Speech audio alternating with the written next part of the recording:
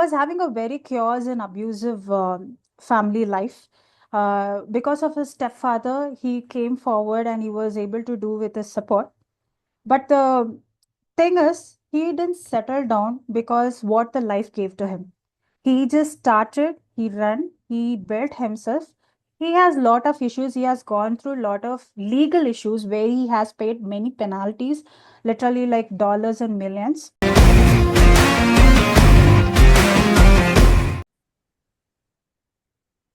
So, good evening, everybody. We are meeting after 2 weeks, and it's been a long time.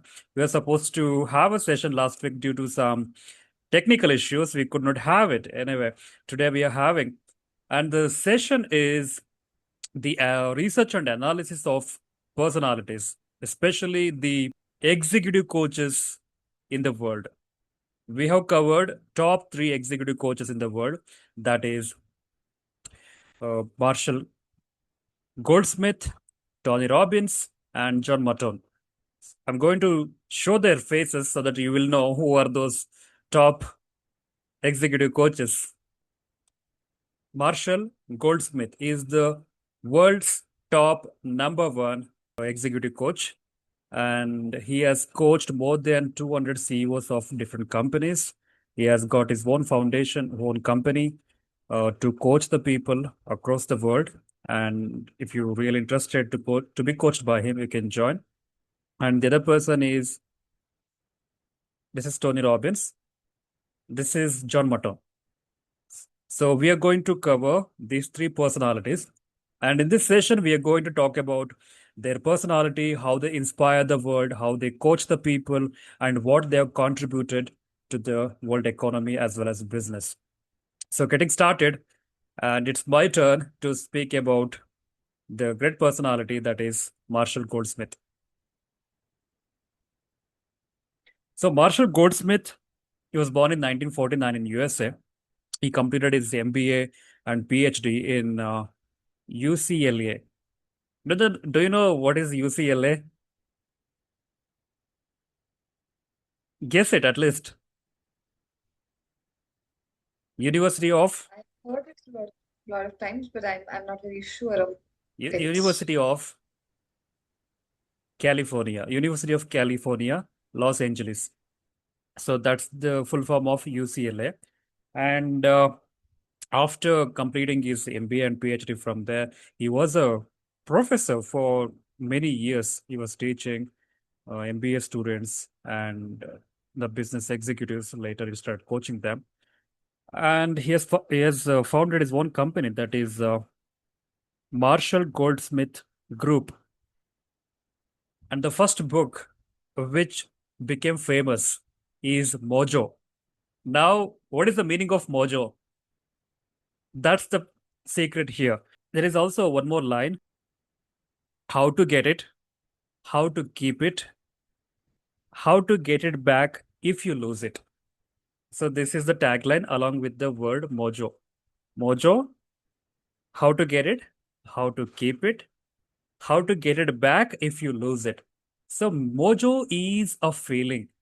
It's a feeling where you feel that you're really performing well, and you feel in your body and mind, and also you feel that people are recognizing the effect of your performance.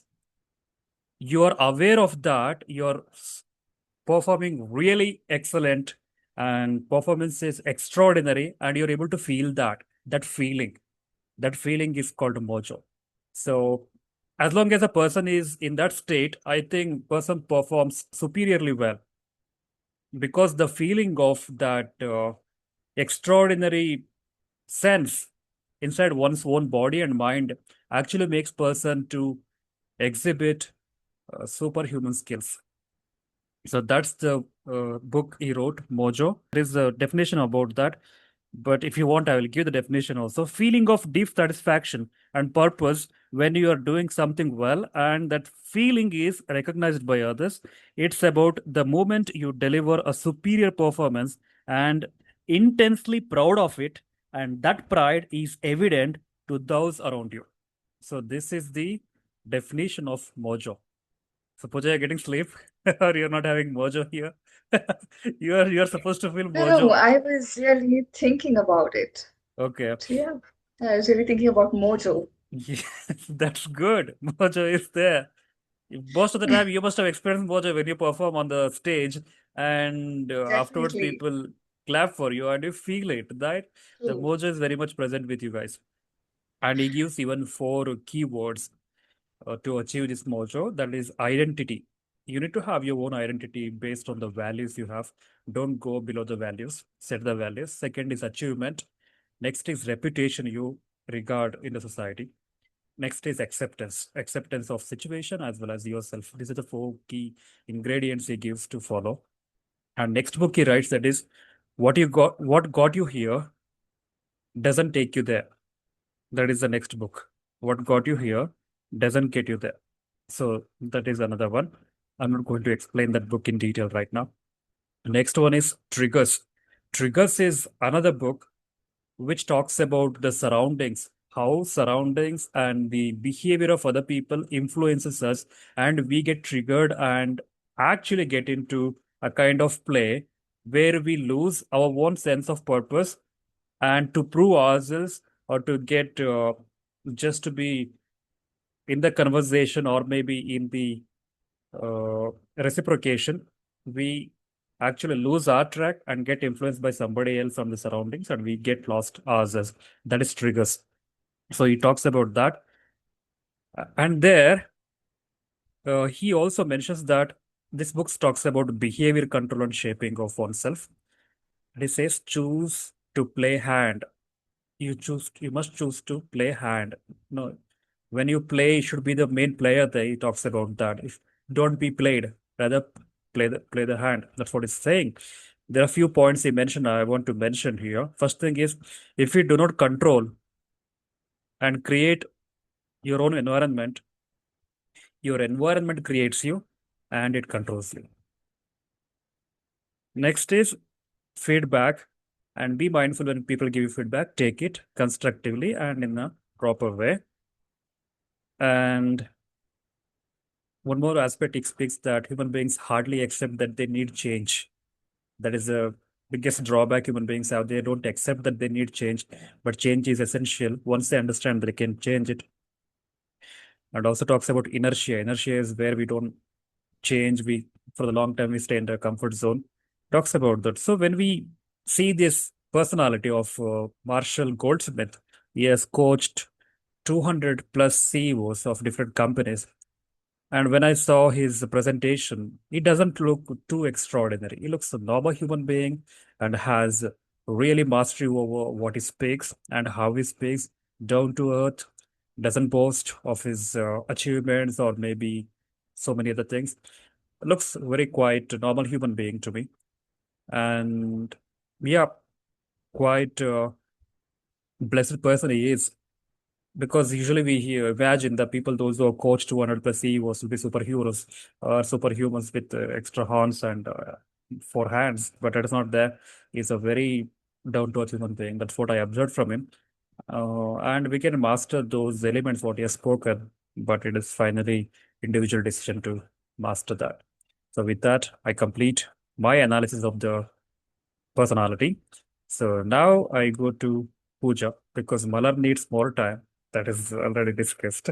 So, Pooja, you have to complete within 5 minutes. So, yes, and one thing I would really like to highlight from Augustine Sir's thing, you said that, he's a very simple person, very humble person, and, they don't behave like they have two horns and four hands. I believe it is with all these people who have actually achieved, who have genuinely achieved something, who have done something in the world. They all are the same. They don't behave like they have something extra. They just behave like very much normal, ordinary human beings. It's people who haven't achieved or who have half achieved do all these things. So, yeah, that's one learning that we can have from these people for sure. So, yes, coming to John Matten. So, unlocking leadership the John Matten way. Ladies and gentlemen, today we dive into the world of leadership coaching where one man stands tall, John Matten. The man, the myth, the executive whisperer. Now, if you've ever wondered how to become a top tier leader without just yelling, I am the boss, Martin's got you covered. He is the mastermind behind intelligent leadership, which, let's be honest, sounds way better than accidental leadership. Martin believes that great leaders are not just born, they are built, and not like IKEA furniture where you end up with extra screws and a missing shelf. No. His leadership maturity model helps executives unlock their inner core, which is basically the leadership version of finding your abs after years of ignoring the gym. But wait, there's more.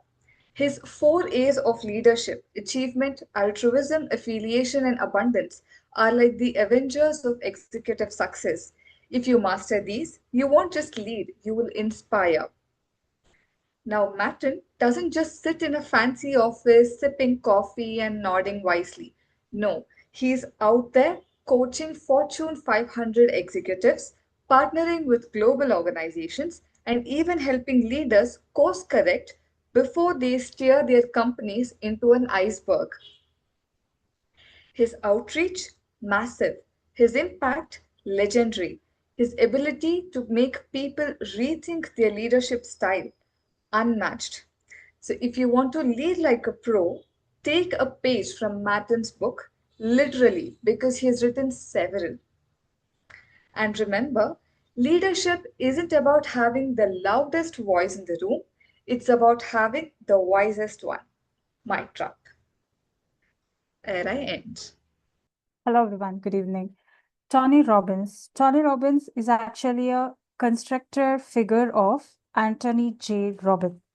So the born name of Tony Roman is Anthony J. Mahavik, but because of his stepfather, he changed his name into Anthony J. Robin, and to tribute the contribution whatever his stepfather has done to him. So he has kept the name as Tony Robbins, and he actually, whenever he starts the session, he has a lot of shows and sessions. The very famous one is Date Your Destiny. So whenever he starts the session, he says that I constructed this Tony Robbins guy. That is a very impressive statement for me because he says that I constructed him, I built him.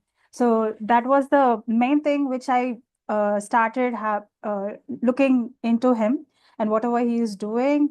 So many behaviors which I found was very good. For example, when he starts the session, before the session itself, he'll take the agenda from the backend team and he'll give a brief note, and he himself makes energize. He used to do some workout and his energy is up. So, and also he makes sure his audience is also energy by giving them activities and telling them to jump, don't sit in the same place like that. And he's a multitasking guy. He works out, he speaks, he do his work like that.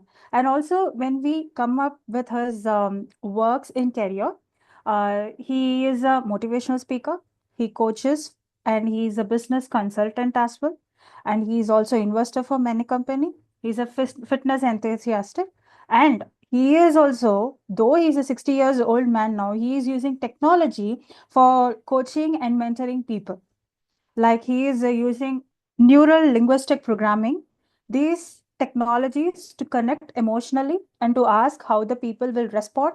Based on that, he creates the context and use NLP in books as well, so that it connect with the people directly.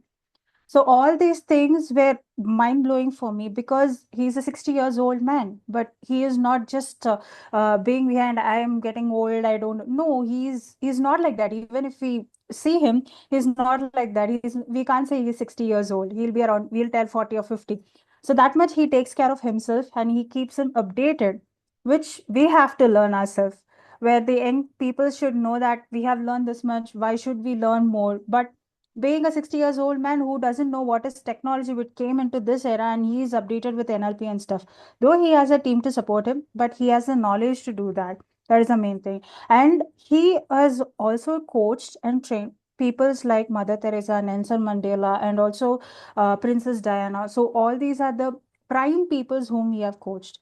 And apart from that, he is an investor, prime investor of Uber and Twitter, LinkedIn.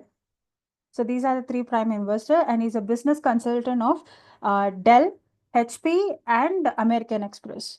So when he is doing a business consultant, he makes sure that he covers the intangible things. For example, human interactions, how the platform should be there, how the work life should be there, all these things. And also after that, he gets into the technical aspects of the business consulting. So this is the way of approach he does.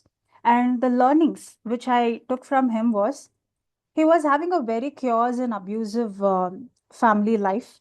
Because of his stepfather, he came forward and he was able to do with his support. But the thing is, he didn't settle down because what the life gave to him. He just started, he ran, he built himself. He has lot of issues. He has gone through lot of legal issues where he has paid many penalties, literally like dollars and millions, because he used some other's work without giving some uh, indication for that particular people. So they have raised many. So all these things are there. So he says as I learned from every mistakes, and the main phrase which I liked was, your problem is your gift. That is a phrase. He always says that your problem is your gift. With this, I like to conclude. Thank you. That's a good statement. Nowadays, everybody's searching a problem statement, and they have so many problems around them that they are not looking as a gift. That was a really brilliant session, and all of us really took sufficient efforts and we researched, analyzed the personalities, and presented well. I want to bring today here one statement along with the Toastmaster. We are going to have a tagline: let us judge less and express more. Okay. So don't worry about what, however you're going to express, or you're going to make mistake, or whatever the way you want to express, please express. So nobody's going to judge you, and nobody's going to say anything to you or criticize you. Learn it. It is a platform for learning, expressing, and let's judge less and express more. That would be the tagline for our Toastmasters. So thanks for being here, and let's see you guys in the next session. Have a good time.